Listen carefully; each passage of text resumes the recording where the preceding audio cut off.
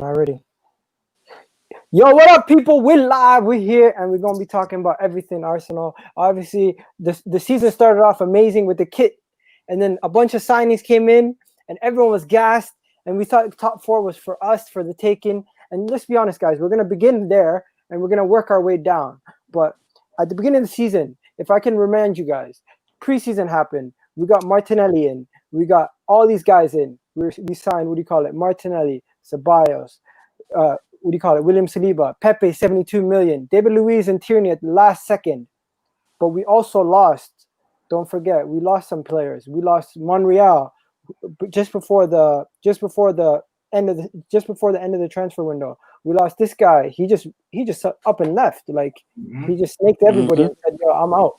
So like, if I could take you back to the beginning of the season, just after the window, what was your optimism like as a fan? And how did we get to this point? Yeah, you know what? The thing is... First of all, introduce yourself to the people. Yeah. I haven't done this properly today. I got Adam on. I got Devo on. Adam's already been on before. And Devo, tell the people where you're this from. Is my debut. Huh? This is my debut. Yeah, Devo, Arsenal fan, as you can probably tell. That's why I'm here. Yeah, you'll find me on the Football Dugout every Monday and Thursday on the Have Hope Football Hut. We talk general football, take questions, and just generally talk the beautiful game in a beautiful manner.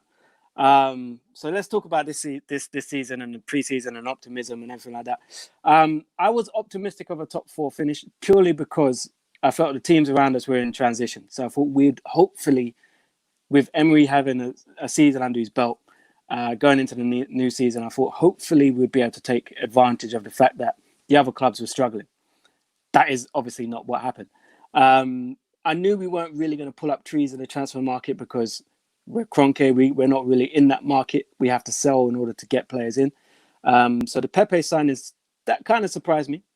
That kind of did surprise me to just lash out 72 million like that. The Koscielny thing, that didn't surprise me because there was talk that he was promised he would be able to leave at a certain point because he didn't want to be there anymore. He wanted to go back to France for his family, whatever, blah, blah. So it didn't surprise. The manner of which it happened surprised me because he just basically said, "Nah, you know what? Forget you, man. I'm doing my thing. Even though I'm captain of your football club, bun you lot in it. I'm off." Yeah, you know what that reminds me of? That reminds me of Chunk's video with the Somali guy saying, "Let me do my thing. I'm gonna do my thing." I swear, because the guy literally said, "You guys go to America. I'm staying here. I'm leaving. I'm done. I'm finished." And he's like, once Arsene was gone, he gave me a promise. And to be honest, if Arsene was still here, he would have let him leave. He would have let him leave. Yeah, but you know, that for me, that kind of set the tone because that was a power play. Emery lost a power play. From that point on, Emery wasn't the boss. Do you know what I mean? He didn't hold the chips. So for me, that was a massive thing. If he would have dealt with that in a better way, maybe the rest of the squad would have looked at that and said, "You know what? This is our leader." But it didn't really play out that way. Yeah. Adam, what did you think at the beginning of the season? Were you optimistic? You don't have to necessarily talk about Koscielny, but what about the signings? You were hyped as much as I was. Were you not? Nah, that's wrong, bro. That's wrong. I can't like the Martinelli signing confused me a little bit because I couldn't even find videos of him on YouTube. Like I said, who the hell is Martinelli? And he came from a club in Brazil that I'd never heard of before. And I was hearing that this guy used to play bloody futsal, and that was his like claim to fame. So he confused me. I think David Luiz, obviously, that pissed me off royally because, as I said, I still think that was a massive mistake. £8 million too much. But obviously, Pepe, I think it was exciting, but I didn't know too much about him. I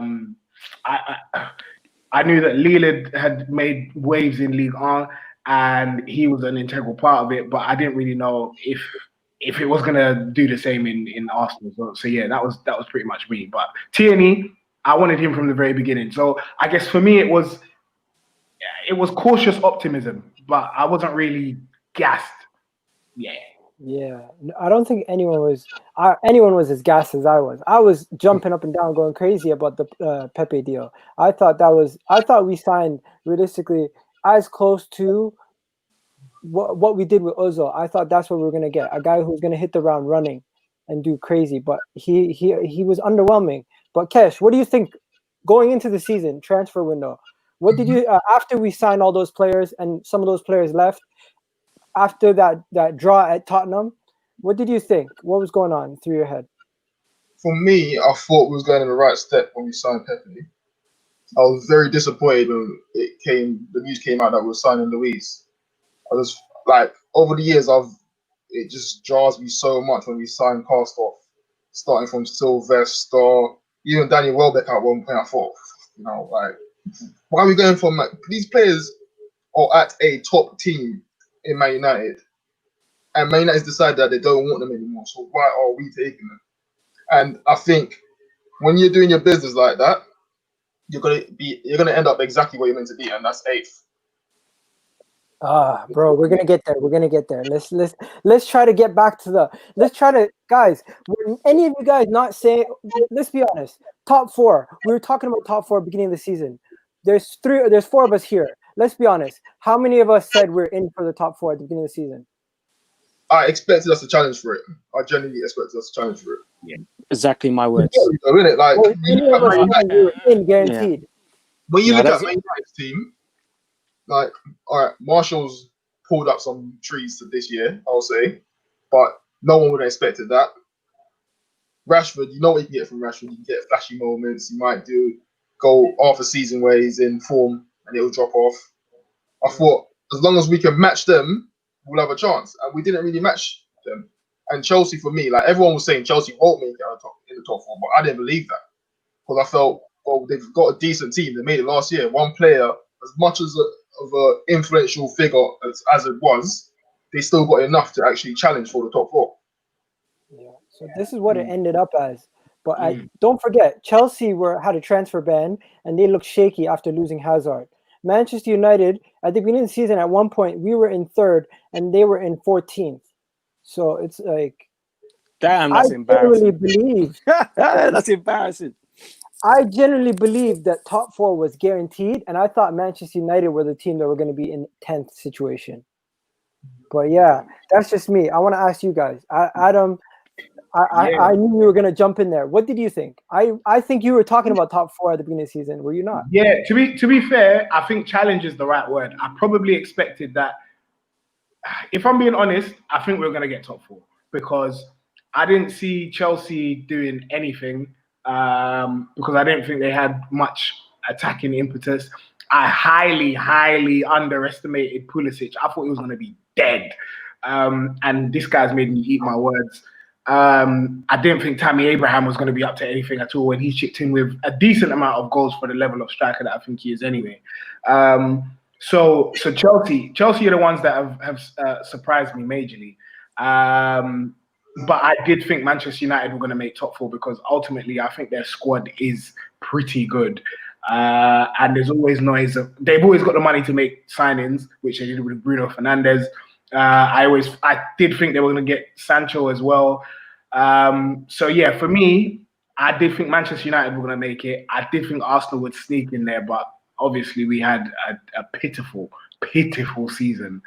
Yeah, we ended up in it. Hey, Devil, I'm going to get you to jump in on the top 4 thing. But before you do that, I want to ask you, Cash already talked about David Luiz. What did you think? The man ended up getting the most red cards, the most penalties for any player in history. He had 2 penalties in his whole Chelsea career. This year alone, he's had 5. And I think that's a Premier League record for any player. Yeah. In addition to that, I think that's about, I can't do the math in my head, but at one point he averaged more penalties than what do you call it? I think than certain teams had in the league ever. I was like, what's going on? I was shocked. Yeah, I wasn't happy with the Luis signing either. For the exact same reason. For me, if we're signing players from Chelsea, United, it should be first teamers who they're desperate to hang on to. You know what I mean? It shouldn't be players that are ready to cast off. We've seen it already. Silvestre, Gallas to an extent, Cech to an extent. You know, we've seen it with these players. Why are we signing players from clubs who we are direct rivals with, who aren't good enough to get in a team? That is a sign of defeat. In my. The only thing I could think of is that he has that experience that you would hope would be a good example to other players around him. That's the only thing I could say is positive from it. It hasn't worked out so far. It hasn't worked out so. It is the hope that kills us, but that's what being a football fan is. You know, You got to find that hope from somewhere. I think he's the most inexperienced player that ever is. Yeah. Oh man, he's shaky. He's shaky. But you know, he fits the mold of an Arsenal defender because Mustafi has it. They make a mistake and then they're rattled. That's it. They're rattled. You know, they don't recover from it. They can't absorb and move on. We're gonna move on. I'm gonna take you guys. I'm gonna paint the picture. The windows just happened. Everything has happened. Everything is done. Now we're into that Tottenham game where we draw 2-2. Then we go into. We're moving forward. We get to that game, the crazy game against Palace. If you can remember what happened that game, Granit Xhaka situation, him telling the fans to fuck off, that whole situation leading to Arteta, Emery backing down and under the pressure, stripping him of the captaincy, giving it to Aubameyang, and now him setting himself up for a revolt within the whole team. And also at the same time, Unai Emery's stats were not good. If you remember, he was at that time in his tenure, he had the most errors leading to shots, most errors leading to goals, most penalties in the league. He had a lot of shots faced on goal. Even that Watford game was a record, I think, 30 plus shots from Watford, a team that got relegated, mate. And then 10 conceded too many goals. Our attack could only do so much. This guy was painting the town red with Emery outposters before it even happened. But where were you guys at that point of the season, leading up to from the Saka situation to that Frankfurt game? Let's talk about that now. Let me be honest. I tried really hard to support Unai Emery to the point where I said this man is slander free for 2 entire years. Yeah. That was my bad, innit? I got that wrong. But I think the moment that I think it was it against? I can't remember which game it was, but there was one game I was just like, this man is not it, and I can't just blindly follow him because he doesn't have a plan. You can see with the way we set up now, and I know we'll get onto it, but there's a huge difference between the way we play out from the back now and the way we played out under Unai Emery. The reason we had errors leading to goals is because we pass it out and then no one knows what they're doing. But now we pass it out, everyone knows their job, everyone knows where they're supposed to be, and there's a marked difference. I want to talk on Granit Xhaka though quickly. You know I like that guy. I love that man. I love Granit Xhaka, and always have done. And for me, I feel like every Arsenal fan owes me an apology because at times I felt like I backed him. Maybe you too. They owe us an apology then because I was the only fan that was backing him, saying he's still good. He's just been played wrong. He's still good, but this. And everyone was like, nah, he needs to be sold. And now we've got everyone jumping on the bandwagon saying, yeah, Granit Xhaka, he's turned around. For me, it's just sweet because I knew he was always there. I knew he always had it. But yeah, obviously what he did was wrong. And I think subtly, the change to Aubameyang, I was just reading today, apparently he's having a great impact on players like Maitland-Niles. He's really bringing through Bukayo Saka as well. So that change in captaincy might have been a blessing in disguise.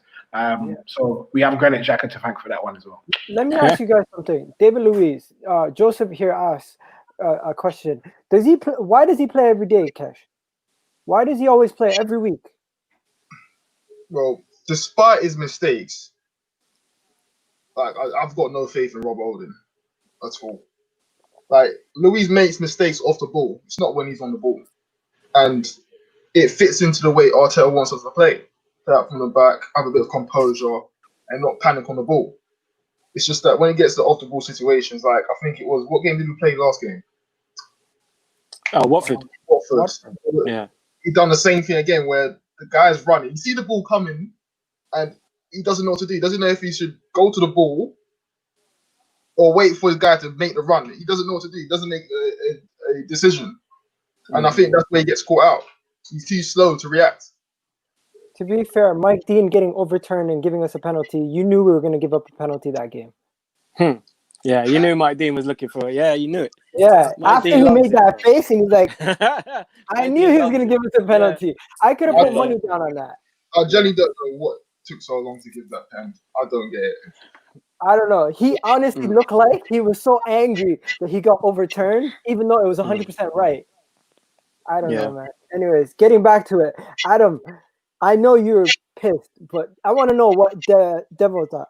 I haven't spoken to you about this. Where What were about you when Emery was getting sacked? Were you on Emery's side until, and what point turned you? Because I know, Adam, you turned around the Crystal Palace game, right? You know what? The thing with Emery is I wanted him sacked from when he was appointed. Adam would tell you from the moment he was appointed, I was like, this ain't the guy. This ain't the guy. The only manager who's been at PSG since 2011 and hasn't won the league is Unai Emery. Unai Emery went a whole season at Sevilla without winning an away game. He had the worst defensive record at Sevilla of any of their managers in the last however many years. Our defense has always been problematic. We got a guy in who doesn't know how to work a defense. And we've seen that. We saw the fruits of it. We've seen it. And for me, when I saw the training video of him on the training ground just yelling, and the players were looking at him like, I don't know what you're saying. But I don't know what you're telling me, bro. I'm just out here for the next half an hour, then I'm gone, innit? They didn't know what he was saying. For me, that was just like, how did this guy get the job? Who interviewed him? Do you know what I mean? He had the for me, here, remember? For me, I didn't want him to be sacked because I don't want to see Arsenal fail. So therefore, I want him to do well. But I knew he wasn't the man. I knew he wasn't. So it was only a matter of time. And I think the Koscielny thing showed that he didn't have any sort of, I don't want to say respect because I don't think the players didn't respect him, but I don't think he had that authority amongst the players. And it just showed later on with the Xhaka thing and then him having to turn his decision to say, no, you know what, we're going to strip him. That whole thing showed me even more the players don't respect him in that way. The Xhaka situation, Xhaka was wrong to do what he did, but the fans were also wrong to do what they did. And he's a human being. And he's probably a bigger human being than me because I would have told each of them individually, you know what, go suck him up. So it's probably better that Xhaka is professional, I'm not. But what Xhaka's done since then, which we'll come on to later on, all I could do is applaud that and the professionalism he's shown since that point. All you could do is applaud that. He's been a massive, massive player for us. Yeah. Now, I wanted to get on to Emery. Before Emery got sacked, why did I understand why it took so long, but I think they could have sacked him maybe a little bit earlier. But I know the ownership, they're those kind of people that gave Jeff Fisher in the NFL a year after he should have been sell-by date. So at least they got rid of him within the year. He should have gone after the Europa League final. Should have been gone. Oh, wow. Adam, same? Europa League final? For me, my heart wanted him gone from there. But, in the back of my mind, I'm thinking, I don't want to become that club that just constantly just running through managers. I don't want to become that sort of club. Yeah. Wow. Everyone backed Emery at the beginning, but honestly, it became unsustainable at that point. And I think that effort, I think, you know what got him sacked? The fact that no one showed up to that Frankfurt at home game. And we lost. I think a lot of people backed him though because of the unknown. Like, we just got rid of Wenger. It's just like, all right, it's something fresh, it's different, isn't it? Let's see where you can go. But even with like the tactics and things like that, like, you want to play a rigid football, low block and everything, but you want to pass up on the back of it as well. Like, it just didn't really go for me together. Like, it didn't make sense for me. But were they ready to sack him? Because when they brought in Freddie, it was, let's be honest, they brought him in with the kitchen lady as his assistant. Like, they had no preparation at all. But everything's to do with money, though. You have to pay him off. They don't want to do none of that. Yeah, Adam, is there feedback? That's why you're muted? No, it's just there's bare people getting past cars and lorries and people playing their music. Okay, jump in before and then we'll let the guys go. I was just gonna say, like, I think you have to think about the amount of people that were available at the time. When we first were gonna get Emery, I think the names I were hearing were Allegri, who to me was never gonna come. You had Brendan Rodgers, who was he available or was he still at? He was at Celtic. He was still at Celtic. Oh no, was Yeah. he at Leicester at that time? No, he was still at Celtic when Emery Yeah. got sacked, or when Emery was coming in. No, when Emery was coming in. Coming in. When he was coming in, he was still at Celtic. So for me, that's the one that kind of baffled me, because I was like, this is a manager who knows how to operate in the Prem, and would be a good fit for this Arsenal squad. Or I heard there was Arteta. Now, of those three names, you couldn't say that again. Enrique as well. Yeah. Even Luis Enrique. Now, out of those four names, even I couldn't. Two of them are unrealistic for me, because Luis Enrique, I don't think was ever going to come to Arsenal. He said he wanted 250 minimum. Exactly. And then you got Arteta and Brendan Rodgers, and you're like, I don't really know. So I think, like Kesh said, it was just a punt on an unknown manager, and it was like, yeah, let's just see what happens. And obviously, it was a gamble that failed horribly. Okay. So he wasn't the manager for you at the beginning, but you definitely backed him. And guys, we all backed him. When he was sacked, he was sacked. But did Freddie ever get a proper chance at it? Because I feel like Freddie was thrown at the wolves.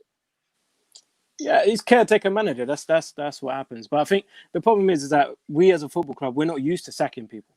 We don't know that whole. We don't really. Do you know what I mean? It's not really in our DNA. So when we sacked him, we were kind of like, okay, so what do we do now? And it took us a while to get the process going so we could actually get Arteta. Because remember, because we strung Arteta along before we got Emery. We all the noises were Arteta's going to come in, blah, blah, and then all of a sudden, actually, no, we went. So when we went back to Arteta, it wasn't as simple as like, yeah, the job's there for you now. He probably made it even harder to negotiate because of the way that we acted in the first place. So I think Lundberg did a decent job while he was there. But yeah, it wasn't necessarily the easiest introduction to football club management.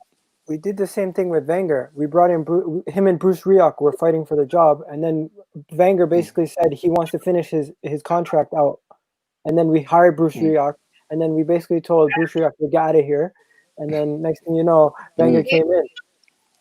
Yeah, so back when we was ruthless. He's what he is. Okay, But it goes to show how mismanaged we are, because when you think of it, he's failed in the final of the Europa League.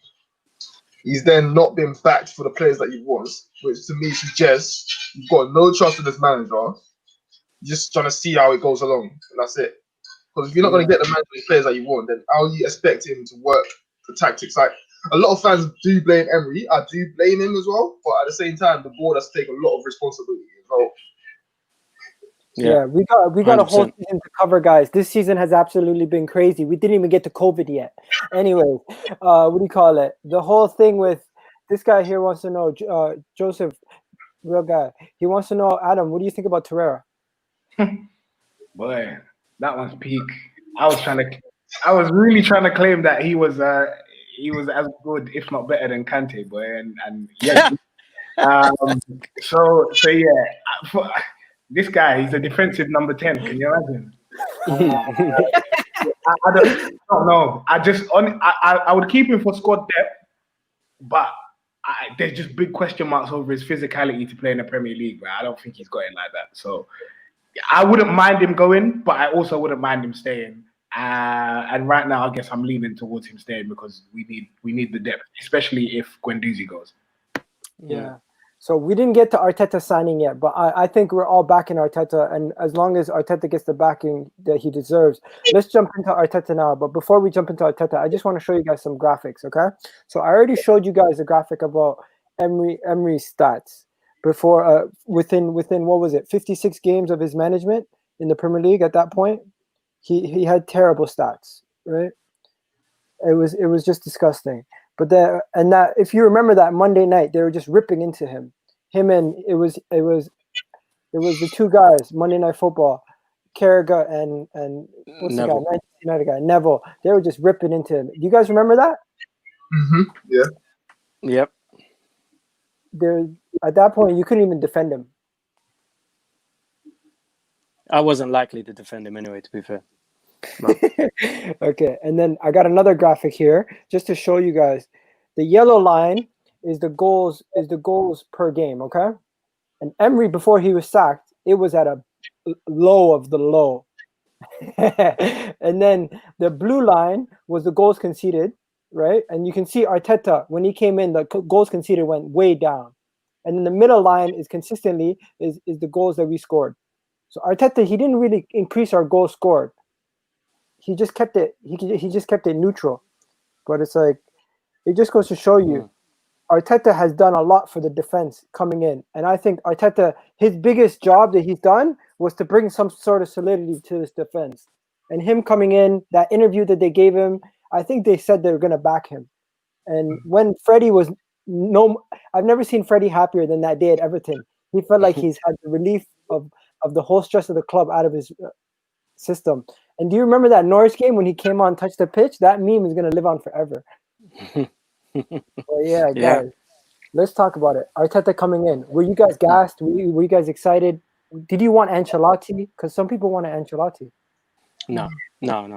I think for me, the reason why I wanted Arteta is because this is a rebuild. So you need someone with fresh ideas who's going to be there for the entire rebuild. We haven't got the money to just throw money at it. So you need someone who can work with youth, work with what they're given, and bring a fresh energy to the club. Ancelotti has won everything that there is to win, and he's won it all over the place. But he's an old school manager with old school ideals. And coming into a club such as ours, you've seen at Everton he's struggling as well. And it's a similar situation at Everton where they want to rebuild and they want to do certain things. The only difference is they got money to waste, 40 million on Iwobi. But the thing is, at Arsenal, we need someone there who can basically, and we've seen what Arteta's done. He's kind of taken the club on his shoulders. When we lose, it's his fault. The way Arsene Wenger used to do it, when we win, it's the players who are winning. And he kind of instills a kind of confidence amongst you. Well, for me anyway, in the way he speaks about the club.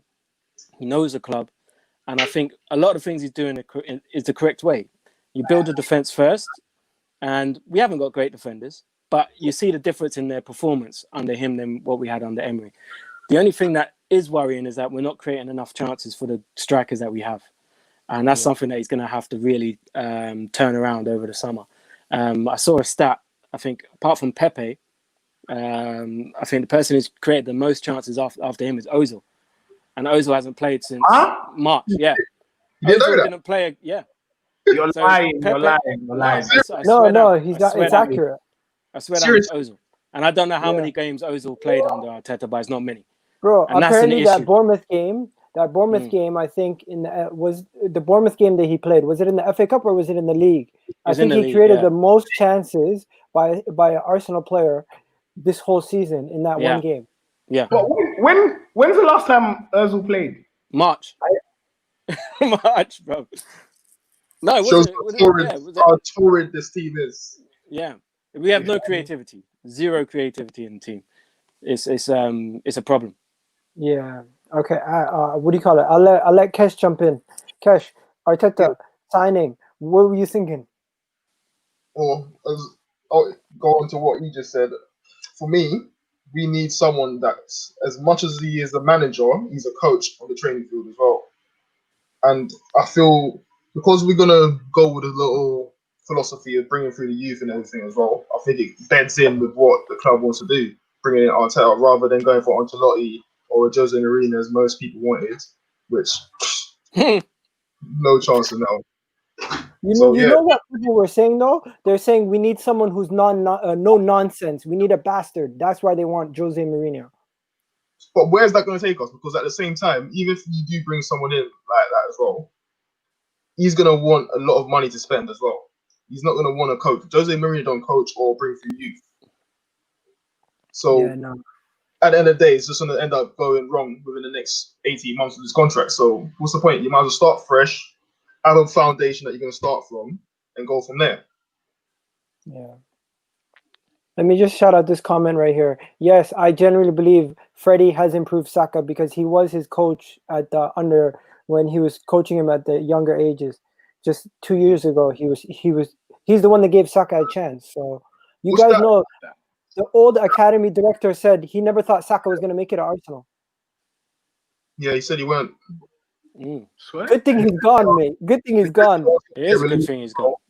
Said Nketiah was going to get released, but because of his hard work, that's why they decided to give him a scholar.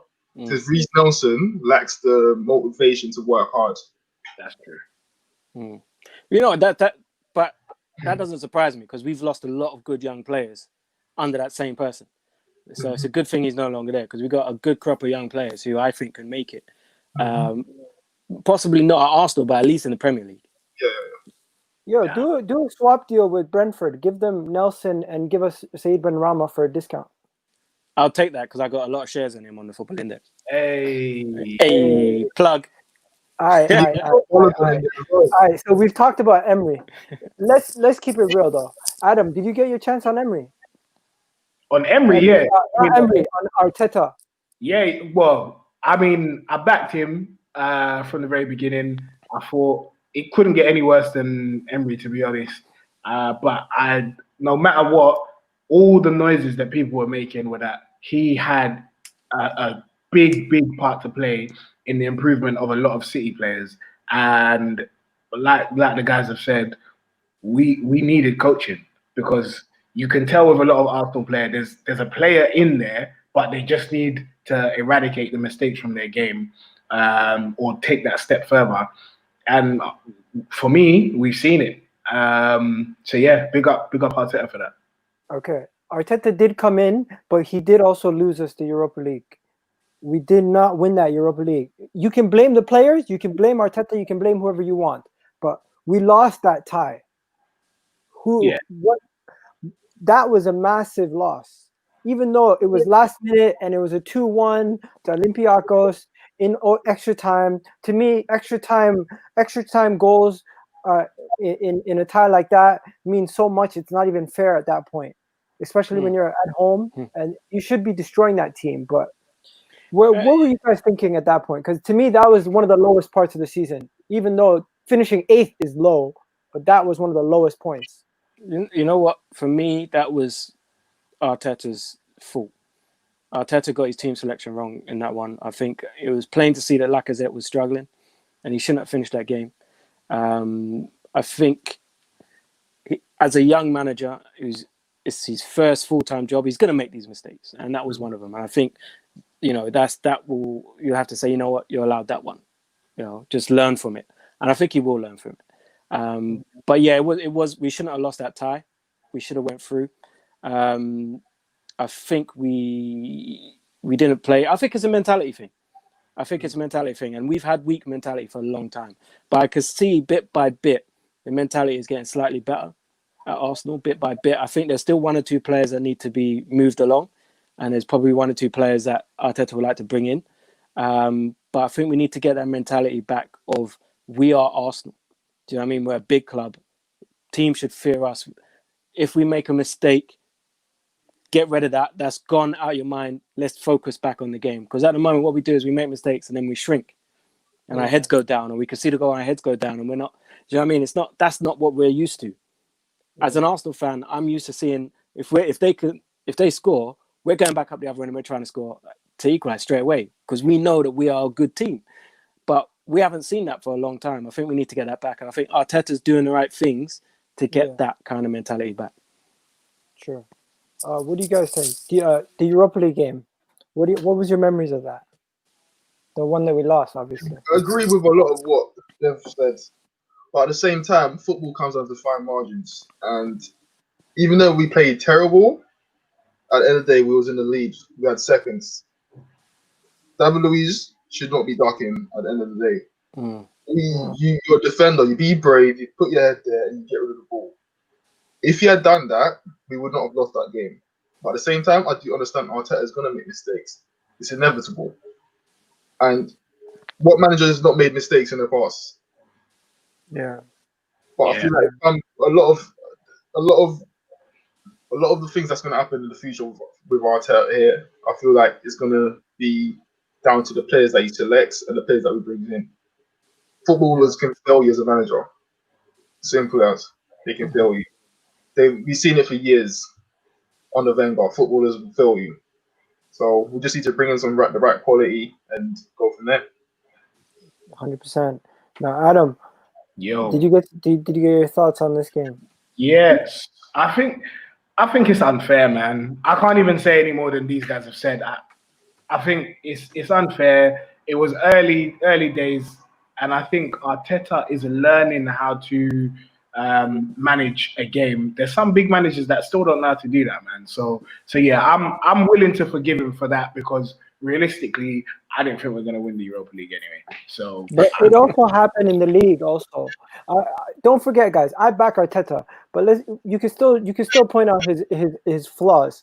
The Chelsea game in the league where we're up and Tammy Abraham scored last minute to beat us from the Mustafi error. That kind of stuff, he could have stopped that because if he made the right substitutions early, we could have won that game at home. Because I felt like we were dominant that game. Jorginho should have been sent off. Little things like that, small margins make you win and lose games. But at the end of the day, Frank Lampard that game, he outmanaged his team compared to what Arteta was doing. Arteta didn't make a substitution until the 75th minute in a game that he was dominating the whole entire game. When the other manager already made 3 substitutions at that point. He brought in Lamptey, he brought in Jorginho, he brought in somebody else. Who was it? I forget. But he brought in 3. He brought in 2 wing backs at one point. He brought in Emerson and Lamptey.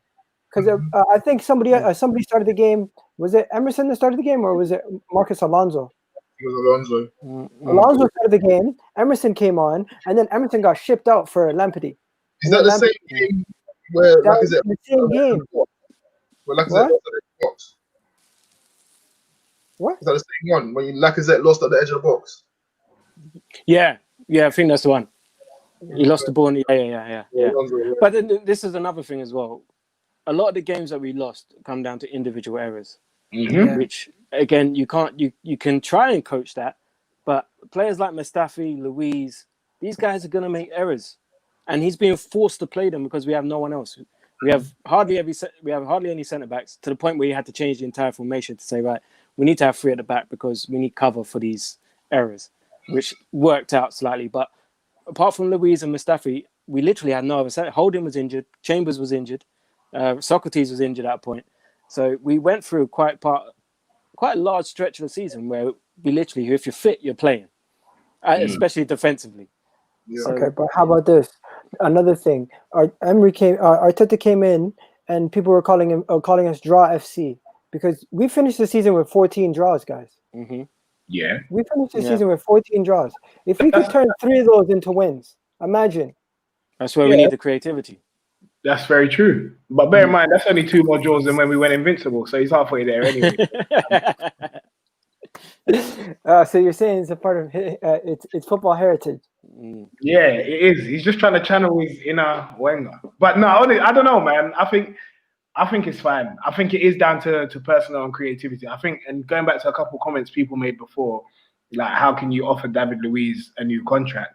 I think that's just to solidify. Or I think it's to hedge his bets. It's like if we don't get Partey, then I think we have to stick with the back 3. And if we stick with a back 3, we need at least a midfielder that can pass, and that's David Luiz, unfortunately. So, yeah, I can see why. I think he's the right. Before we get to this question about Guendouzi, the man got COVID, guys. The guy the season was so crazy. The season got stopped for how many? 300 days? It was a 300-day season. How long has this season been? There's 360 days in a year. It's almost been the whole entire year. Yeah. Like the season's been nuts. Our manager came in and he stopped all the football when it because think about it. The games were gonna go on until he got COVID, and it was announced that he got COVID. And we were like, how are Olympiacos and Wolves still playing, but our guys aren't playing? Yeah. Somehow their players didn't get it, and it's their owner who gave it to our guys in the first place. It was just a crazy season. We were watching. People were struggling to even talk to their families, sitting in their house. Bare people were getting divorced. Coronavirus was crazy, but when it comes down to Arsenal, I think it helped build a relationship between the players and the manager. I don't know about you guys. I think it might have given it a bit more time and taken a bit of pressure off. Because when you come back, it's unknown for everyone. Every team starts at the same. There's no momentum. Do you know what I mean? So you have to build that yourself.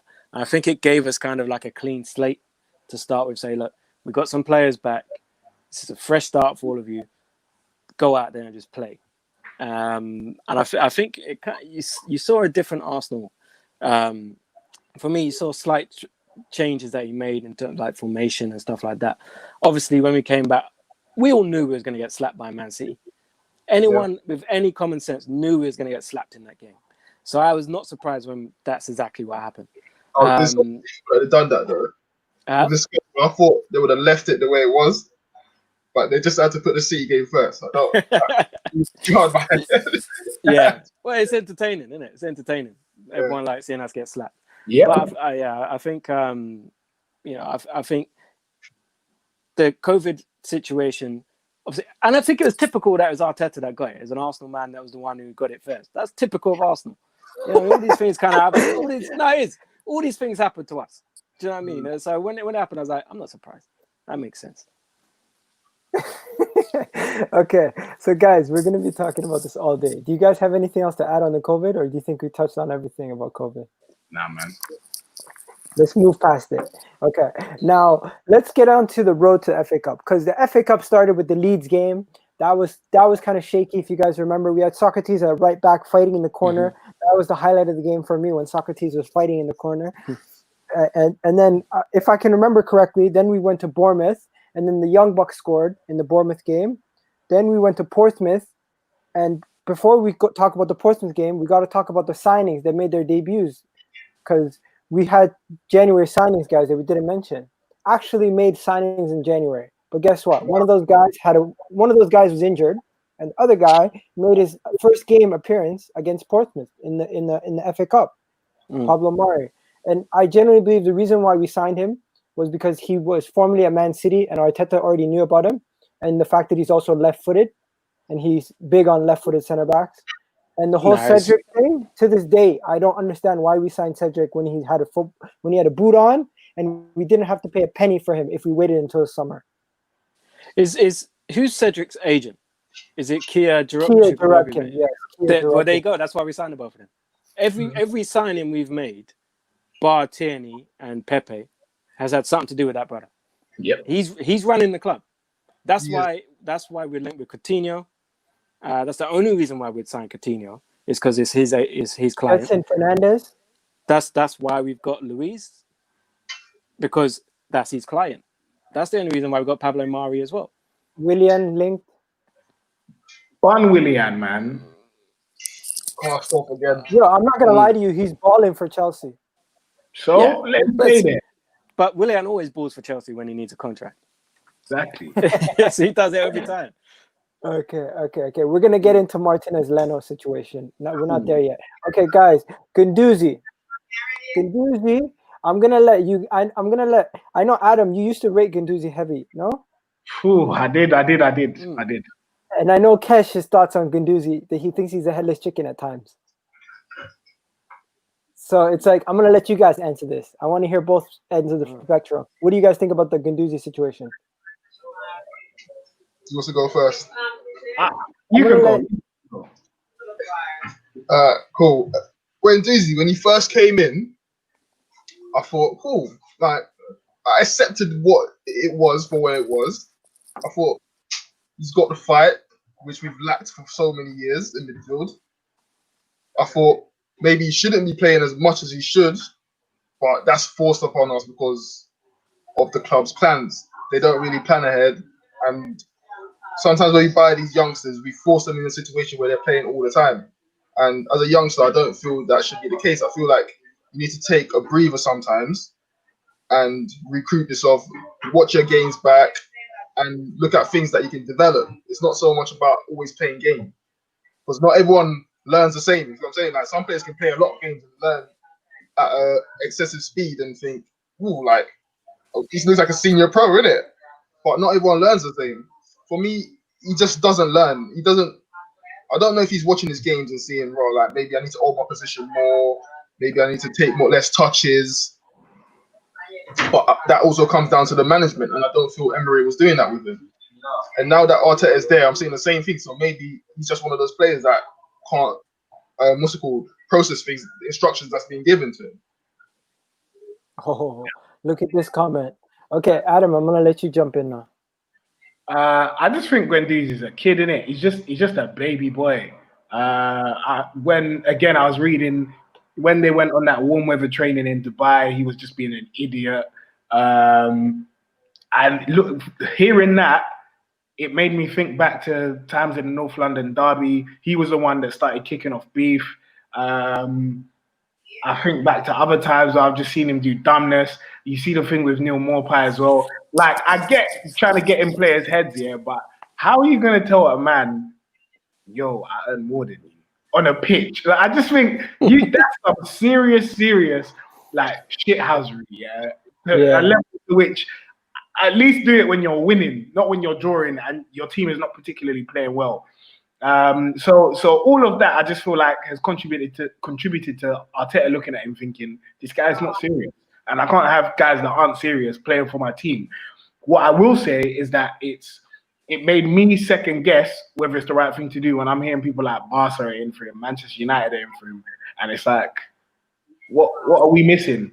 Because if I had a flipping, I don't know, a babes, and I thought I'm gonna dump her, but then flipping The Rock wanted to be with her, I'd be like, maybe I don't know. You reevaluate life, right? I don't know. Who knows? Okay. So yeah, Guendouzi's situation is weird, and we kind of understand that he's most likely out the door. But let's talk about another situation.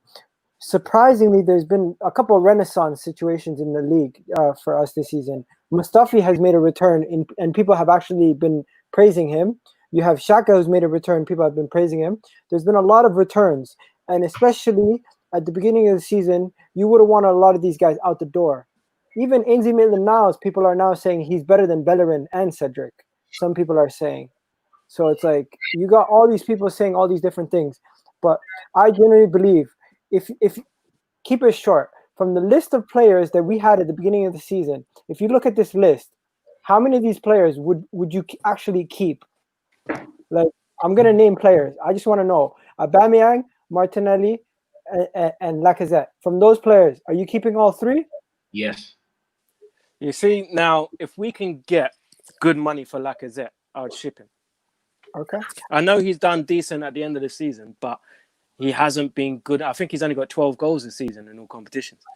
But that's not good enough. That's not good enough for a man who's playing centrally ahead of Aubameyang. We're shifting Aubameyang, possibly the best striker in the league, to the left to accommodate someone who's got 12 goals. It doesn't make sense. If you could get good money for him, ship him, and we can strengthen elsewhere. Okay. Yes or no question. Saka is staying, of course. Yeah. Reece Nelson. Bye. I'd keep him. Reece I Nelson. just think he needs confidence. Bye. Yes. Okay. Emil Smith Rowe. I'm Yeah, keeping it. 100%. Ozil. Bye. Yep. To where? Who's going to take him? Bro, just get him off your book for even 50% off. You're still benefiting. He's stuck. He ain't going to go. He's stubborn. He's staying. Okay, that's true. Mkhitaryan's already gone. Ceballos, I'm signing him. I don't know about you guys. Yeah. I've read that we're agreed on loan. I'll take him on a loan, not as a permanent. Okay. I read Man City are in for him. Some paper talk, man. Paper talk, I know. Xhaka, I think we all consistently have to say that he's a big stays. integral part to our team. Guendouzi, to me, he's gone. Yeah, he's gone. I reckon he's gone. Torreira's gone, in my opinion. I'd keep him, but he's gone. I would actually keep El Neni over Torreira. What? You know I'm even mad, fam. I'm not lying to you. El Neni, you guys underestimate his passing range, and his body type is good for the league. He's not that slow. To me, I don't rate Torreira no more. You can't rate El Neni over Torreira. That's just madness. He's been killing it in the Turkish league. I'm not gonna lie to you. That's madness. Willock. So is Ryan Babel. Willock on loan or sell or keep? I'd keep Willock. I like Willock. Oh, loan. Yeah, I'm loaning him, man. He doesn't have a place in that first team. Okay, all our wingers. You got Said Kolasinac, keep or sell? No. Ship him. Okay. You can't Tierney? ship a man who's willing to get stabbed for his bread. Okay, Tierney, future captain FC. Oh, Better than Robertson. Yes. Keep 100%. Okay. Ainsley Maitland-Niles, Cedric, and Bellerin. Out of those three, are you keeping any of them? well, Cedric, you have to because he's signed. Yeah, But yeah. Bellerin or Niles need to go. I'll probably get rid of Bellerin. Bellerin would return you more money, in my opinion. I don't know, man. I think you see the thing with Bellerin is so harsh because he is obviously he's a big character in the dressing room. You know, but his injuries have ruined him. He's not the same player. To me, the reason why Ainsley Maitland-Niles, he's a Swiss Army knife. He could be like a Milner, play every position.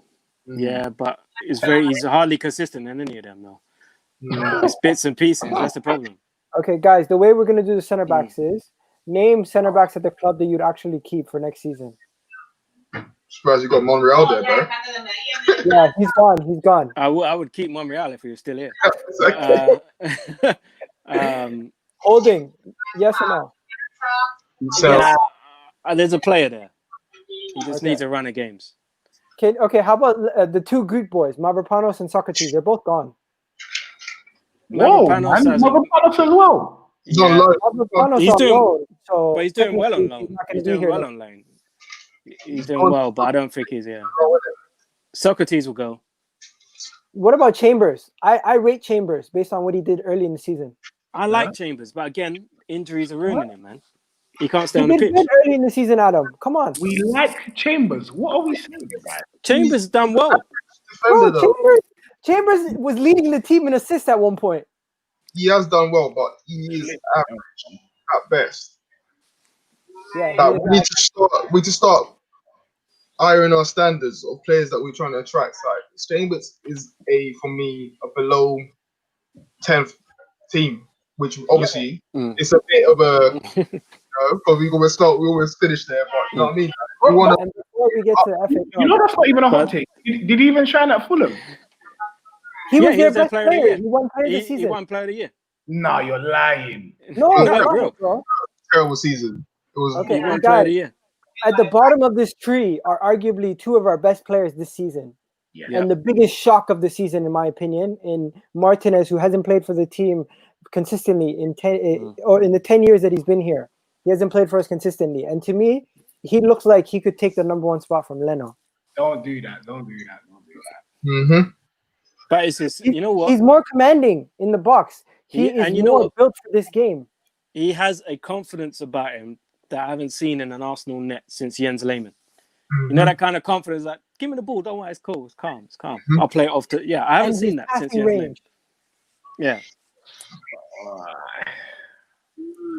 I know. But I think it'll be Leno's our guy. He's been amazing all season. But guess what? This is football. It's good to have headaches. Yeah. Yeah, it'll be a good battle next season. And You're anyone still back in who the knows club. me, You're still back in the club. anyone who knows me knows I haven't been Leno's biggest fan from long before he joined the club. I didn't rate him. He has done well. He has done well, but I don't think he's a top quality keeper. Okay. For me, if a club came in and said they'll offer you 40 mil for Leno, I'll take it. 100%. I'll take it. Mm. Like, obviously, everyone's going to say, well, Martinelli's performing because there's no pressure on him. There's not a keeper that's fit right now, so it's easier to perform. But at the same time, he's showing me that his all-round game is better than Leno's. Like, Leno's a great shot stopper for me. But when it comes to actually distributing the ball and playing the way that Arteta is going to want to play, he lacks that. He lacks that. And the crosses as well. Leno doesn't command his box. There's a case for it. There's a case for it, Adam. Let's be real. There's a case for it. Every time I see the ball comes in the box, I feel so safe. Like, I'm just like, he's got that. I want to be watching Arsenal games and just, I'm coasting. I'm just sitting back like that. I feel that confidence with Martinez. I haven't done that since Santi was on the team, bro. Oh, I miss that guy, man. And don't forget, the best goalkeeper in Italy right now is Szczesny. Arsenal's academy has been producing good goalkeepers lately, apparently. I don't know why we sold Szczesny. Do not understand that at all. Especially for the money that we sold him. Do not understand that. Again, how much would he selling for? 10. 10 million. How can you leave Arsenal because they think that a goalkeeper's better than you, and you're going to replace Buffon, who's possibly the best goalkeeper in all history. How does I that have make no sense? idea, bro. I have no He kept idea. Alisson Anyway, on the bench at Roma. He kept Alisson on the bench. Do you see what I'm saying? Damn. bro, Arsenal's decision making is terrible, bro. We got rid of him because he smokes bogeys. Let's be real. Anyways, we're gonna move on. The season has been so many ups and downs. We went from losing to who did we lose to in the league before we beat Liverpool and Man City? Was Tottenham. We lost to Tottenham. We beat Wolves. We tied against Spurs. Against what do you call it? Not Spurs. Against Leicester. We were on a good form of run. We thought we were going to destroy Tottenham. We ended up losing. But then immediately after, we thought it was going to be a terrible week. We ended up beating Liverpool, beating Man City. Obviously, Danny Ceballos' heroics beat Sheffield United in the cup before that. And now we find ourselves in the FA Cup final on Saturday. Frank Lampard's Chelsea with Arteta's Arsenal. And this reminds me of 2017, guys. What do you guys think? Oh boy. You know what? The thing is with this game is, for me, there's so many narratives woven into it. You got Giroud, obviously, ex-Arsenal player. You got Luiz, ex-Chelsea player. There's the Europa League final where they spanked us last year. So there's so many different things coming into it. But it's the FA Cup. And this is what I keep saying. The FA Cup always gives me hope because it's our competition. It's what we do. Everyone before the Man City game thought was going to get slapped. And I did a preview on Neek Sports. Shout out Neeks. And I said, you know what? It's the FA Cup. That's the only thing that's giving me hope. I don't see us losing the game. Everyone laughed at me. And now we're in the final. But Chelsea are a good cup side as well. I wanted Chelsea over Man United, if I'm being honest, because I thought Man United they got a few more weapons that I think would hurt us in terms of the way that the two teams set up. I think Rashford, Martial, Greenwood, Pogba, Fernandes, we can't deal with all that firepower. Do you know what I mean? If we can't deal with all that. Deal with one, bro. There's too many moving parts there. Do you know what I mean? I think Chelsea are a little bit more one-dimensional in the way that they attack. Does that make sense? I think we'll deal with that, but I think we can hurt Chelsea defensively better than we could hurt Man United. Mm-hmm. So I'm quietly confident going into this FA Cup final. Okay. Adam, FA Cup final. Get your chest out, bro. I know you love it. These kind of moments, you live for these moments. What am I saying? I think Arteta, because he knows Arsenal, will encourage the team to play revenge for last year. And for me, that's the biggest thing. Although I can see Giroud scoring, and I can see, because Chelsea like to play with a packed midfield.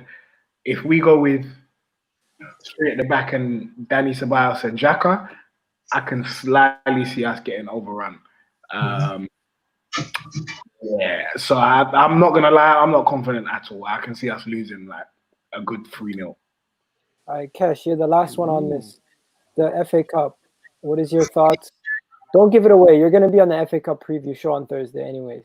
But just tell us what you think. What you think about us getting to the final? What I think about it? Yeah. Excited, even though everyone says the Tin Pot Cup, which I just think is a ludicrous statement to even say it. It's only when we're in the final they say that.